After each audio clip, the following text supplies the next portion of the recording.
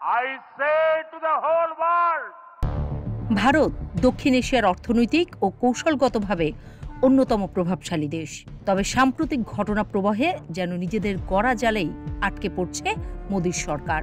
গত 22 এপ্রিল পেহেলগামে পর্যটকের উপর এক হামলার জবাবে পাকিস্তান আকাশসীমা বন্ধ করে দিয়েছে ভারতীয় বিমানগুলোর জন্য।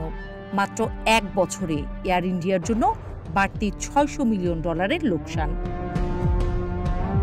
রয়টার্স জানিয়েছে, এয়ার ইন্ডিয়া সরকারের কাছে ভর্তুকি মডেল চেয়ে বসেছে, কারণ তাদের হিসেব বলছে বছরে 50 বিলিয়ন রুপি ক্ষতি হবে শুধু পাকিস্তানের আকাশসীমা বন্ধ থাকায়। রুট ঘুরিয়ে যেতে হচ্ছে, জ্বালানি খরচ বাড়ছে, ক্রুদের অতিরিক্ত সময় কাজ করাতে হচ্ছে। অথচ এই বিমান সংস্থাটি ইউরোপ আমেরিকার রুটে ভারতের ফ্ল্যাগশিপ ক্যারিয়ার। গোদের ওপর বিস্ফোরা সিমলা চুক্তি। ভারতের সিন্ধু পানি চুক্তি বাতিল করতে চায় সিমলা চুক্তি স্থগিতের হুমকি দিয়েছে পাকিস্তান। 1972 সালের এই চুক্তি ভেঙে পড়লে কাশ্মীর নিয়ে যে বিপদ হবে তাতে ক্ষতি আদতে ভারতেরই, কেননা কাশ্মীরের বিষয়ে বরাবরই আগ্রহী চীন। ফলে ভারতীয় মিডিয়া যতই বলুক না কেন, বাস্তবে কিন্তু খেসারত দিতে হচ্ছে ভারতকেই। বাংলাদেশ নিয়েও কিন্তু স্বস্তিতে নেই ভারত।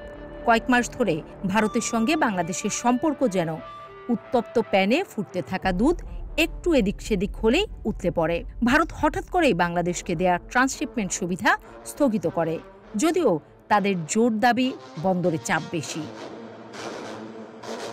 গত 5 আগস্ট ছাত্র জনতার অভ্যুত্থানে সাবেক প্রধানমন্ত্রী শেখ হাসিনা ক্ষমতাচ্যুত হওয়ার পর থেকে দুই দেশের মধ্যে সম্পর্কের অবনতি হয়েছে।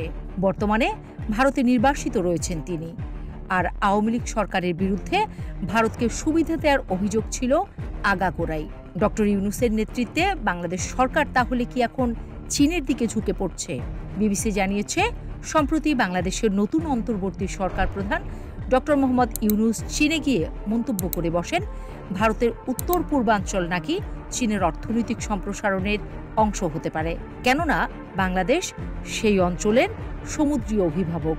ডক্টর ইউনূসের এই ঘোষণার পর থেকে ভারতের রাজনৈতিক মহলে শুরু হয়েছে হইচই। বিশ্লেষকদের ধারণা, এ কারণেই হয়তো ট্রান্সশিপমেন্ট সুবিধা বাতিল করেছে ভারত। তবে এর কারণে চুপ থাকেন ইউনূস সরকার।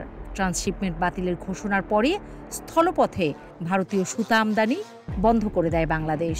এর উপর আবার আকাশসীমা নিয়ে পাকিস্তানের চপেটাঘাত, সিমলা চুক্তি ভেঙে যাওয়ার আশঙ্কা তো রয়েছে।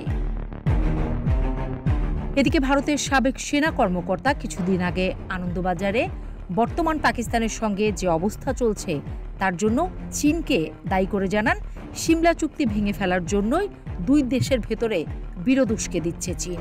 এখন সবচেয়ে বড় প্রশ্ন, পাকিস্তান যদি এই আকাশসীমা নিষেধাজ্ঞা দীর্ঘস্থায়ী করে, তাহলে ভারতের আন্তর্জাতিক রুটগুলোতে আর্থিক রক্তক্ষরণ চলতেই থাকবে।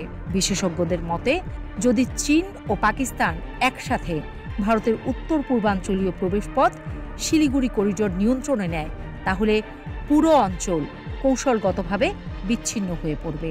আর যদি বাংলাদেশের নতুন নেতৃত্ব চীনের বেল্ট অ্যান্ড রোড ইনিশিয়েটিভের পূর্ণ সদস্য হয়ে ওঠে, তাহলে দক্ষিণ এশিয়ায় ভারতের একচ্ছত্র প্রভাবের স্বপ্নটাও চীনের অর্থনৈতিক রেললাইনের নিচে পিষ্ট হয়ে যেতে পারে।